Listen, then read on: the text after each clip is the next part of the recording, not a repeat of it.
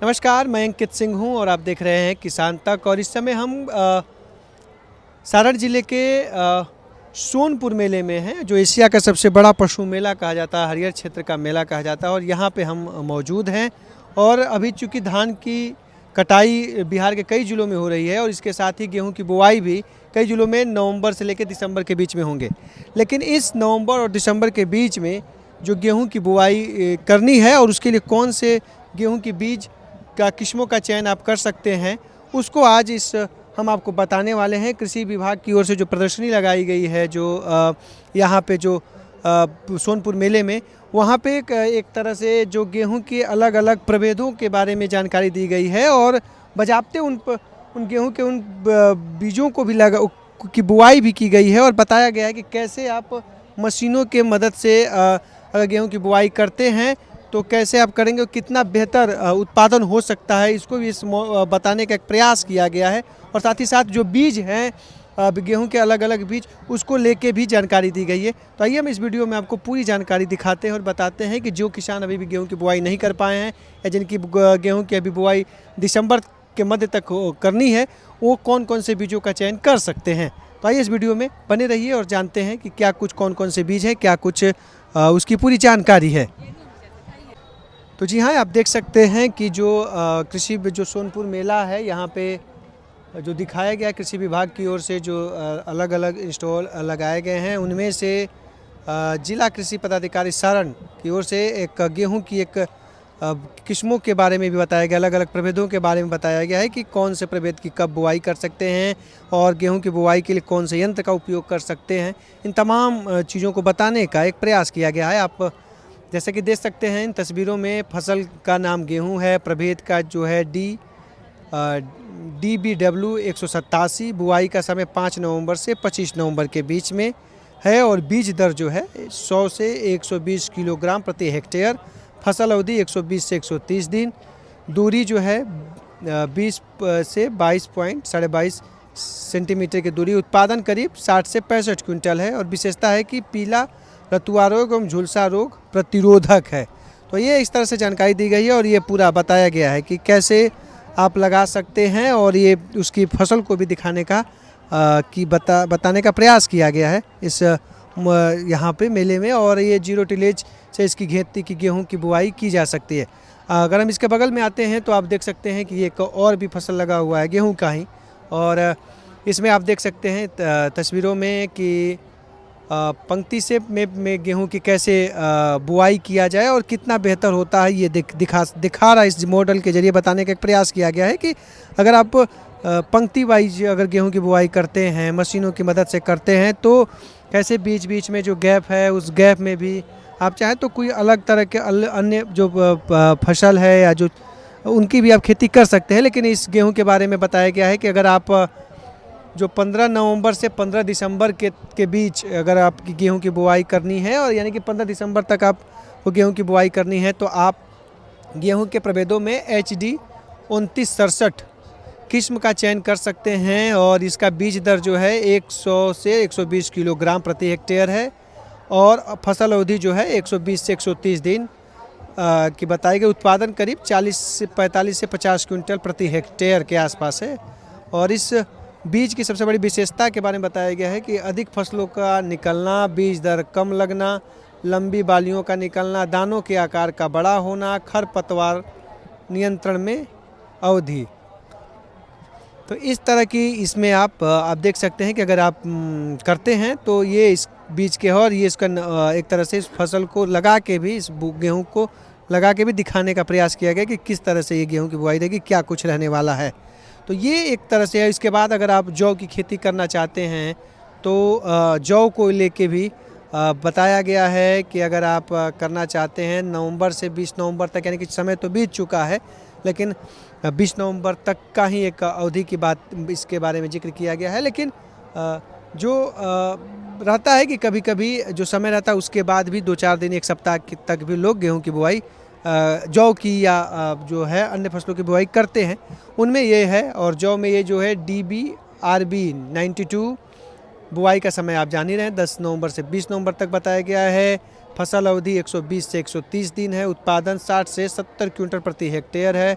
विशेषता है कि कोलेस्ट्रॉल और मधुमेह नियंत्रण करता है। यानी कि जौ के जो बीज है जो लगा बुआई की गई है, ये जो आप देख सकते हैं पंक्ति बाई पंक्ति की जो बात हुआ, इसमें ये जो है इसमें कोलेस्ट्रॉल और मधुमेह को नियंत्रण करता है। यानी जौ के आटे या तमाम चीज़ें आप खाते हैं तो इस पर नियंत्रण कर सकता है।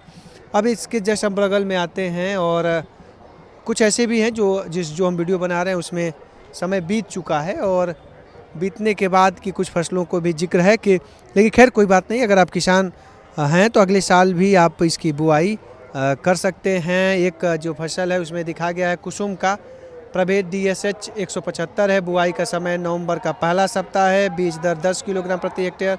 फसल अवधि 115 से 140 दिन है। दूरी 45 × 15 सेंटीमीटर। उत्पादन प्रति 18 से 20 क्विंटल प्रति हेक्टेयर। विशेषता है कि औषधीय गुणों एवं पोषक तत्वों से भरपूर है।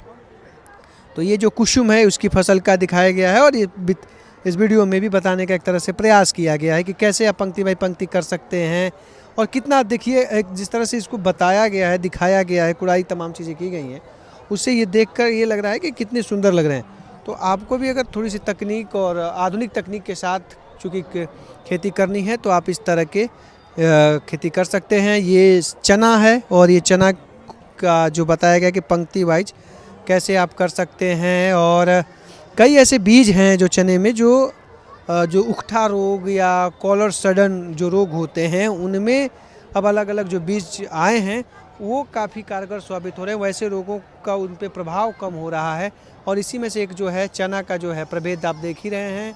बुआई का समय 15 अक्टूबर से 7 नवंबर दिया गया है। बीज दर 70 से 75 किलोग्राम प्रति हेक्टेयर है। फसल अवधि 130 से 135 दिन है। दूरी जो आप देख रहे हैं, उत्पादन करीब 24 से 25 क्विंटल प्रति हेक्टेयर। यानी कि इस बार तो समय करीब देरी हो गया है, 15 से 20 दिन की देरी हो चुकी है। लेकिन अगर आपको चना की खेती करनी है तो आप अपने कृषि वैज्ञानिक या जो हैं या उनसे आप संपर्क कर सकते हैं। इस बीज को लेके KVK जो है वहाँ से संपर्क करके आप इसकी बुआई कर सकते हैं। तो एक बार आप उनसे सलाह लेके ही इसका आप करें, क्योंकि समय थोड़ा सा बीत गया है। जैसे ये भी आप देख रहे हैं कि ये जो मसूर है, ये जो दलहन से लेके तमाम अलग अलग जो है गेहूं की बुआई को लेके था, उसके बाद दलहन की बातें हैं दिखाई गई हैं। सरसों को लेके, चूँकि सरसों तो अभी भी कई जगहों पे बुआई हो रहा है। जिन खेतों में धान की फसल कट गई है वहाँ पे भी गेहूं सरसों की भी बुआई लोग कर रहे हैं। तो एक चूँकि मैं मसूर पे हूँ तो मसूर को लेके मैं बता दूँ तो ये मसूर का जो है आप देख सकते हैं समय थोड़ा बीत चुका है, लेकिन जो है इसको लेके आप एक बार इस रोग जो है ये जो IPL 220 प्रभेद है, इसकी विशेषता है कि रतुआ रोग प्रतिरोधक है। तो ये आप है, लेकिन इसको अगर आपको बुआई करनी है तो आप एक बार जो वैज्ञानिक हैं उनसे आप संपर्क करके कर सकते हैं। हमारे द्वारा जो जानकारी है कि भाई सलाह भी है आप लोगों को कि आप जो भी करें तो किस वैज्ञानिकों के, अगर जिन फसल की बुआई में देरी हो गई है आप वहाँ पे जो है कृषि वैज्ञानिकों से सलाह लेकर ही करें। तो ये पीला सरसों का प्रभेद है, देखिए पीताम्बरी नाम है प्रभेद का, और 15 अक्टूबर तक ही लास्ट डेट था। करीब 1 महीने से अधिक समय का बीत चुका है। बीज दर आप देख रहे हैं 4 से 50 किलोग्राम प्रति हेक्टेयर है। उत्पादन 20 क्विंटल प्रति हेक्टेयर है। विशेषता माहू या एफिड के प्रतिरोधी है। तो ये हैं कुछ तरह के जो जिनके आप बुआई कर सकते हैं। और सरसों के अलग अलग मस्टर्ड जो है जिनसे कहा जाता है, ये देखिए अलग अलग प्रभेदों को बताने का प्रयास किया गया है। और उसके क्या समय अवधि है, कब आप इसकी खेती कर सकते हैं, क्या कुछ है, इसको आप कैसे लगा सकते हैं, इनकी बारे में पूरी जानकारी है। देखिए अब इसके साथ ही जो मटर, स्वीट कॉर्न और हरा मटर को लगाने के बारे में बताया गया है। और इस मॉडल के जरिए बताने का कि मटर जो है उसको और स्वीट कॉर्न को आप एक साथ कैसे लगा सकते हैं, तो ये दिखाया गया है। इस मॉडल के जरिए बताने का प्रयास किया गया है। आप देख सकते हैं कि इसमें जो है स्वीट कॉर्न और दोनों को लगाया गया है और चना भी लगाया गया है। एक पंक्ति वाइज, एक पंक्ति में चना है तो दूसरे पंक्ति में स्वीट कॉर्न है। तो ये स्वीट कॉर्न और इसके है और ये पूरी इसकी जानकारी इसमें दी गई है फसल अवधि को लेके। तो अगर आप भी इसको लगाना चाहते हैं तो आप कृषि वैज्ञानिकों से संपर्क करके ही लगाएं तो बेहतर रहेगा। और ये आलू की आप देख सकते हैं कि 0 टिलेज में आलू की खेती का एक मॉडल दिखाया गया है कि 0 टिलेज में आलू की खेती कैसे कर सकते हैं। और ये देखिए आप देख रहे हैं कि पुआल से ढका हुआ है और ये पूरा आलू के पौधे आपको अंदर दिख रहे होंगे। ये पौधे हैं पूरे आलू के, तो ये देखिए, ये बताने का एक प्रयास किया गया यानी कि खेती में कैसे समय के साथ चीज़ें बदल रही हैं, खेती करने का तरीका बदल रहा है, आधुनिक तकनीक के साथ कैसे खेती करनी है, एक स्मार्ट खेती कैसे करनी है, इसको लेके बताने का प्रयास किया गया है। और ये देखिए, ये पूरी जानकारी। खैर आलू के समय तो जो रुपाई होता है वो ख़त्म हो चुका है, लेकिन इस तरह के भी मॉडल हैं जो इन दिनों आलू की खेती में मेड़ के अलावा इस तरह के पद जो है, ये जो है जीरो टिलेज से आलू की जो खेती हो रही है उसका एक सफल उदाहरण है। और इसके देखिए आलू और शंकर मक्का का मॉडल बताया गया है और कब खेती करनी है, क्या कुछ है। 15 अक्टूबर से 15 नवंबर है इसका समय है अभी, कि आप गेहूं आलू की बुआई के साथ अब मक्का की फसल आसानी से लगा सकते हैं। इस मॉडल को भी दिखाने का एक प्रयास किया गया है कृषि विभाग की ओर से। आप ये तस्वीरों में देख सकते हैं कैसे लगाया गया है। तो ये पूरी जानकारी एक तरह से देने का प्रयास कृषि विभाग कर रहा है और बताने का भी प्रयास कर रहा है कि कैसे आप जो है अलग अलग प्रभेद जो हैं, अब अलग अलग फसलों के बीजों जो हैं उनकी कैसे कौन कौन से प्रभेद लगा सकते हैं, कब उनकी बुआई कर सकते हैं, क्या कुछ है, इसकी पूरी जानकारी दिखाने का एक प्रयास किया गया है और बताने का भी प्रयास किया गया है।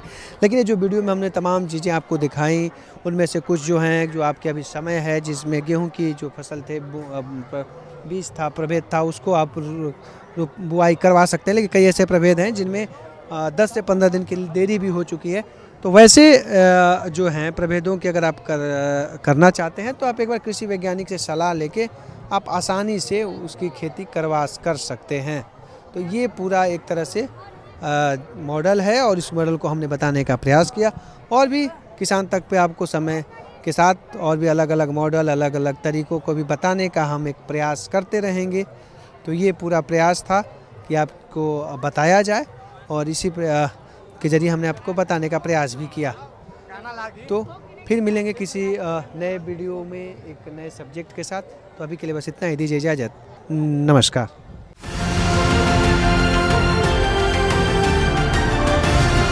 किसान तक, किसान तक, किसान तक, किसान तक, किसान तक, किसान तक, किसान तक, खाना है तो उगाना है, खाना है तो उगाना है, किसान तक, खाना है तो उगाना है।